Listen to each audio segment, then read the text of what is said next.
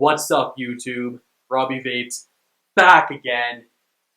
And for a second, just for a second, imagine there was a tank out there that could fit any coil. Well, we're not there yet, but this is pretty damn close, so stay tuned.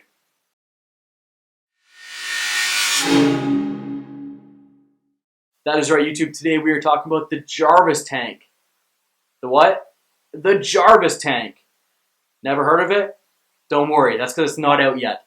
This is actually the pre-production model. This is like the first shot at the tank. This isn't even the production model yet. That's how early on we are. And because of that, there are going to be some issues in here that are not in the production model.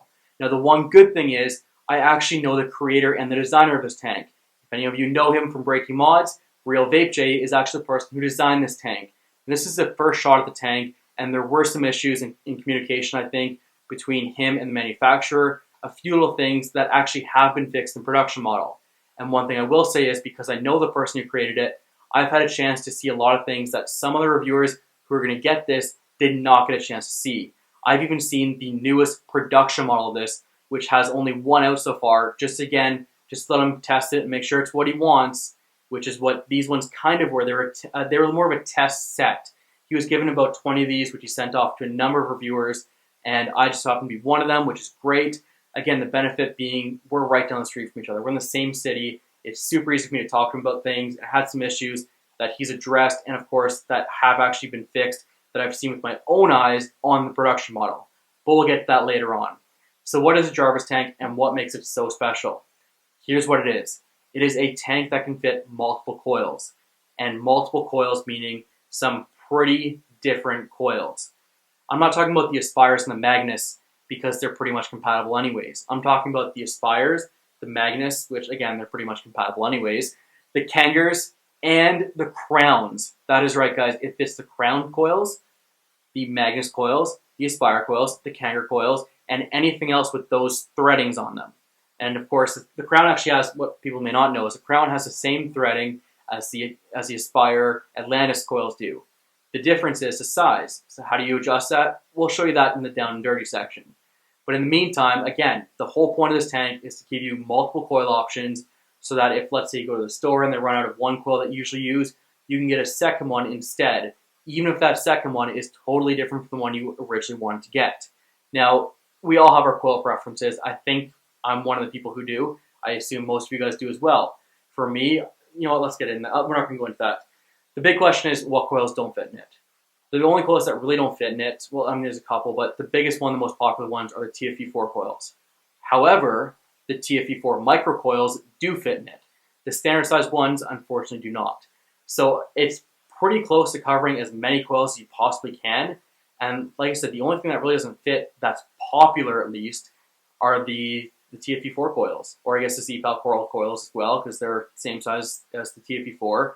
But again, the micros will fit, the standard size won't. So now that we've got the coils out of the way, what the Jarvis is, let's talk about the pros and cons. And for this, I'm going to be very specific because a lot of the cons I have been addressed. So we're going to go over the cons and whether or not they've been addressed. And as far as I know, I'm pretty sure every single con I have has actually been addressed on the production model. So let's start with a simple one. The first one is the bell housing is just a little bit too big. It's very close to the side of the glass, and what that does is it actually creates air bubbles. That has been fixed. There's a brand new bell housing in the production model that is much better and will not cause any sort of air bubbling to happen. That's number one. Number two, the drip tip is a little bit smaller than standard size. That's also been fixed in production model. Again, it's all about, and it's me seeing these things firsthand, so I'm not just telling you this because I know the person, I'm telling you this because I know the person and I got to see the production model.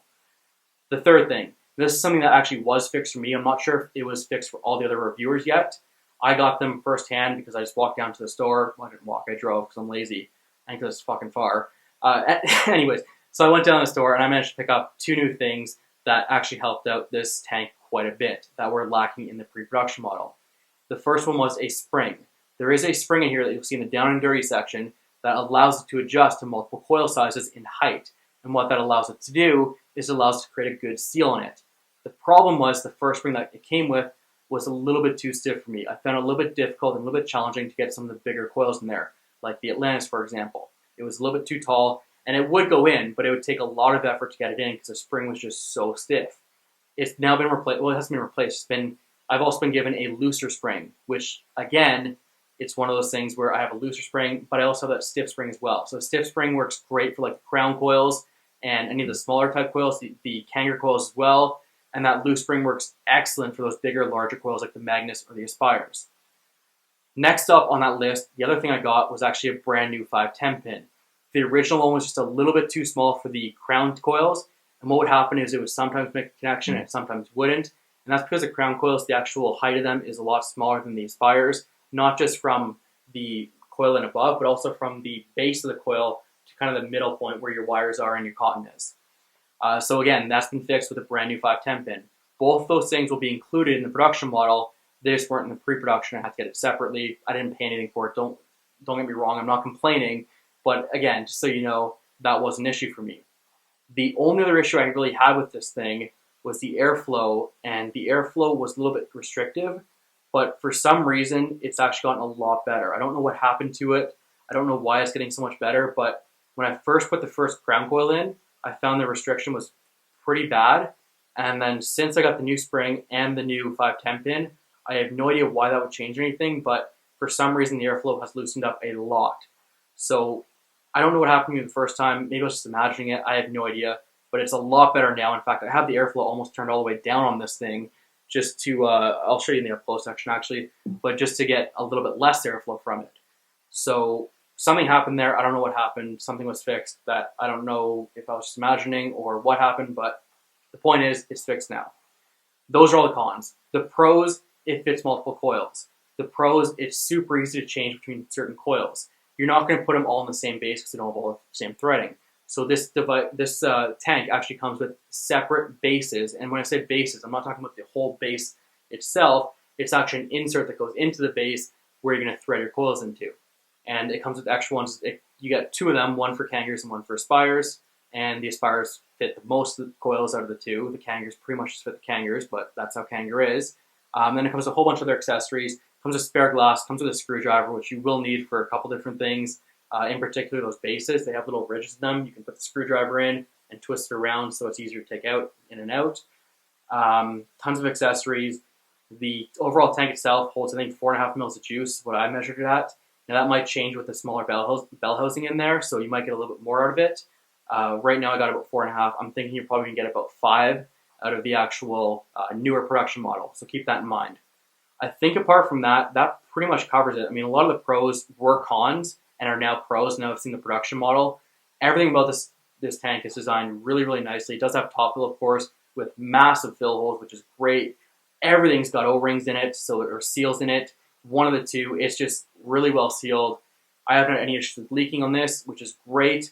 The overall tank itself is a little bit tall, which I prefer. If you like smaller, more compact tanks, you may want to look elsewhere. But if you want a big juice capacity tank that's just got that little bit of height to it, this is definitely where to look. So with that being said, I think those are pretty much the pros and cons. I don't think I missed anything. I'm looking at the tank right now trying to figure out if I missed anything. I don't think I did. So what do you say we go down and dirty with this thing and check it out? All right, guys, we're down and dirty with the Jarvis MCT. In other words, the multi-coil tank. So you can see here, here's the packaging. It's a little bit ripped up. That's because of me, not how it came. Don't worry, guys. And one quick thing I want to point out before we get into the actual packaging itself is this little hook right here. It's kind of nice for retailers because it actually lets them hang it up instead of just having it sit down. So anyone who wants to have them hanging up, they can have that option. This little hook at the back here, kind of nice little addition there. Just kind of thinking of everything sort of thing. The E actually stands for the shop that the person who designed this used to own, or I believe the company that he still owns. It's Evolution Vape, which is his main company, I think, or the company, like I say, could be the company he used to own. I'm not entirely sure. Join Revolution, vaping is a solution. That spells out Jarvis. So yes, that is what Jarvis stands for. Join a revolution, vaping is a solution. Jarvis. There you go. You learn something new every day. Anyway, so you get a whole bunch of spare O-rings, you get a spare 510 pin in there. This is the old 510 pin, the one I wasn't really a huge fan of because it was a little bit too small. But it is in there nonetheless. You also get a blue screwdriver. So you can see down in here. Now this is actually, the blue screwdriver originally goes into there, but I just put it off to the side here because I'm lazy. You get a spare coil. This is, I think you get 2 coils. One of them is going to be a Kangaroo that's installed, and one of them is going to be an Aspire that's not installed. That will be inside here. You get 2 springs, one installed and one on the side. Now in this one, both springs were pretty stiff. However, in the production model, you'll get 1 stiff one and 1 loose one. So you have the options here. This is the addition to the bottom of the deck I was talking about, the base of it. So you screw this into the actual base. You can see it's threaded here. Where is it? If I can get it to focus here. You can kind of see the threading down there. It's starting to focus. So it is threaded and you screw it in there. And if you want, you can use a blue screwdriver, lay it across kind of like that, and then just screw it in even easier or screw it out even easier. So this is the Kanger deck right here. And you can see it's threaded, so it's down there. It would stick out like that. That's what it looks like. The Aspire deck is already installed. Moving on to the spare glass. So you get a spare glass. Again, very clean glass, no chips or anything in it, which is very nice. And again, this is a this pre-production model, but they still took time to make sure that the glass and everything was cleaned out and had no flaws or blemishes. Moving on from there, if we go underneath here, you usually get a user manual here. This is just some leaking juice from the coil I used before, and this is the other Kanger coil that came with it that I really didn't use too much, so that's just kind of there. And you get a user manual with it as well. I'm not going to go over the user manual because I lost it, but don't tell anyone that. Actually, I lied. It's right over here. Hang on. We didn't lose it. It is right over here. Here's the user manual. Again, really nice. And there is actually one thing I wanted to point out in the user manual, so it's a good thing I found it. Not intended for use on mechanical mods and is not recommended. So again, it's just that way of being safe and being extra safe about these tanks. I like that extra feature, or I like that extra addition to this, and it's a big plus for me. Now here's, of course, kind of the little user manual, how to change a coil, how to change between different bases, the whole thing taken apart, which we're not going to do today because it's full of juice right now. But if you want to see it taken apart, the Real VapeJay actually has one on his channel. I'll put a link to his in the description, or maybe actually I'll put it right in the top corner there, or that top corner, one of the top corners over here. Just a link to his video if you want to see more. His is a little bit more in detail or in depth than mine is, and he was able to summarize it in a lot quicker than I was, because this is going to be a long video. Anyway, so there you go, how to fill, all the good stuff. You know the drill for that. So we'll move us off to the side and focus on the main attraction, the tank itself. As I mentioned before, there's a crown coil in there, and that is what the airflow is at. So it's got good airflow. I don't know what happened the first time, but all of a sudden the airflow is amazing, and I'm turning it down to about halfway. Anyways, that being said, it also has stoppers on the airflow, so you're not stuck having to go all the way around. You can see here it does stop. All right, now let's take it off the DNA here and look at the actual tank itself. Here's a 510 pin. This is the replacement 510 pin, which is reverse threaded, I should add. That is one of the pros I forgot to mention earlier. It is a reverse threaded 510 pin, which is awesome. Moving on from there, here's a tank. Again, it's got a 4 mil capacity, I think is what it's labeled as. I thought I measured 4.5. Maybe it's just 4. Maybe I was miscalculating or something. But anyways, 4 mils juice capacity. We take the top off, we can see the fill holes. And like I said, they are really nicely done. I can put any size bottle in there, no problem. And it fits really nicely. So putting that, oh, and there's also a seal over here. Like I mentioned before, there are seals everywhere in this tank. And that is good for people who don't like leaking. All right, now I mentioned before the bell housing around here is very tight to the corner on this one, or to the glass. You can see here on occasion you get a couple air bubbles forming in here. They go away after a while. It's not too bad, but in the actual production model, that won't happen at all because it's a much different bell housing from this. You have the chimney up there and the drip tip. Again, the production model will be 510. This one is not. It's just a little bit shy of being 510. It's a little bit smaller than standard size. Tipping it over like this. Now this is where the tight housing kind of has a hindrance because as I'm waiting for it to drain down to the bottom, it does take a while for that to happen. So if juice leaks out everywhere, it's my fault, not the tank's fault. So let's just open it up. I think I overfilled it. Actually, it's going to leak out. I have a feeling about this, but we'll clean it up after. So unscrew it. There you go. There's another seal right there for the coil. You can see it just in there, hopefully. And underneath there is a spring. That's the loose spring I have in there right now. Here's a crown coil in there, and it works no problem. You can see that UL sign right there. And this base right here just comes out. All you have to do is unscrew it, and you can replace it with the other one that came with the package if you want to use a Kanger coil. Other than that, I'm going to unscrew this coil actually just to show you what the other side of the 510 looks like. It's just a flathead screwdriver. You can see down in there, and you can adjust it either way just by putting it in there and screwing it either way you want to do it. If you want to adjust it higher, you can. If you want to adjust it lower, you can do that as well. Anyways, so that's pretty much what we're looking at. I'm getting all juiced up here. And there it is leaking. You can see a little leak spot. I knew that was going to happen Put it back in, it just slides in like that, slides down, and goes in very easily. Now the old spring would have had a much harder time to do that, so anyone who has not received a replacement spring yet, you can expect to have a lot more issues trying to fill this up, or trying to get this bottom cap back onto the tank itself. Apart from that, I mean, really well designed. Jarvis, I love what it stands for. That is probably my favorite thing. I love what it stands for. Join a revolution. Vaping is the future, or vaping is the solution. Again, just a really cool little saying there, and I love how it stands for Jarvis, which is just awesome. Really well thought out, but that's it. So let's go back up top, talk about whether or not I recommend it, and my final thoughts. So I'll see you guys soon. All right, YouTube, we are back up top with the Jarvis tank. A few final thoughts before we get to my actual recommendation on it. Let's just go over a few things really quickly. First thing I want to point out is that, yes, I do know the person who designed this tank. I want to be open with you guys. I don't think it affects my review at all, and I think you'll find out why later on, especially. But my point is, I do know him. I want to be open and transparent with you guys. So if that's an issue with anyone, let me know. If anyone has any concerns about that, like I said, I will have a link to Jay's video as well, as I already put in the description and in the video itself, so you guys can check it out at any time with the little cards tab, and you can see what the big overview is. I think I've been pretty fair with this review. I don't think I've been biased at all, but again, I do know him, and it has to be said. So just so you guys are aware, I know him. We work together on breaking mods, obviously, so there is personal connection there, and that has been a bit of an advantage for me over some reviewers, and that's going to lead to my final point. And my point is, do I recommend this device as is, as I got it originally? I don't. The pre-production model had a lot of flaws in it, and there still are some flaws with mine, but the bigger ones have been fixed. The 510 pin was a very big flaw in my mind, and since it's been fixed with that new 510 pin that he gave me and the new spring he gave me, it's been night and day difference. I would recommend this, but I would caution that there are still flaws with it. However, if we're talking about the production model, which I have seen, I've had my hands on, I've tried it out, I will say this, I absolutely recommend the production model. In fact, I will be getting one myself as soon as he gets enough of them into stock. I will be buying one for myself because I love it. And my biggest thing with this is I'm not a big fan of Aspire coils. I do like the Magnus coils, the original Magnus coils, the 0.2s, but I don't like Kangers. I don't like the Aspire coils. Just my personal preference. Nothing wrong with the coils, by the way. Just I don't like them. They're not for me. Anyways, the biggest reason why I will be getting this tank, and the production model especially, is because I cannot wait to use Crown coils again. The Crown was great. I love the coils. I love the flavor I got from it.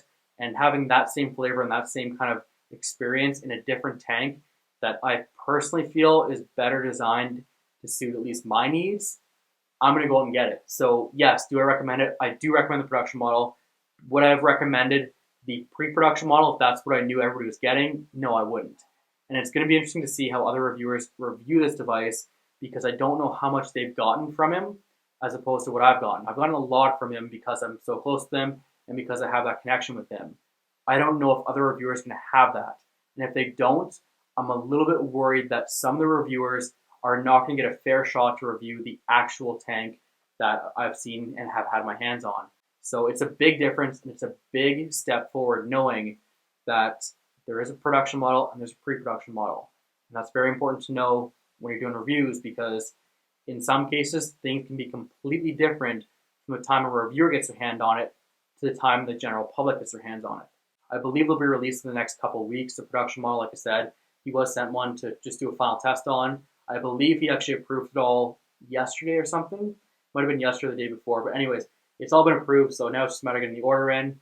I will be doing an update on this one and the production model if I get my hands on one in time for my live subscriber appreciation day, which is going to be at the end of the month. I think I've settled on the last Monday of every month, but I want to get your feedback on that because I want to know what you guys think about that. What days work for you? What days don't work for you? I would love to do it at the end of every month on a certain day every month, but the problem is every day so far has other live shows on that they're weekly, so they're going to take precedence over mine every time, and I don't know. Let me know what days work for you guys, and I'll try and coordinate accordingly. That's going to do it for today, though. Thank you all for watching. And until next time, YouTube, happy vaping.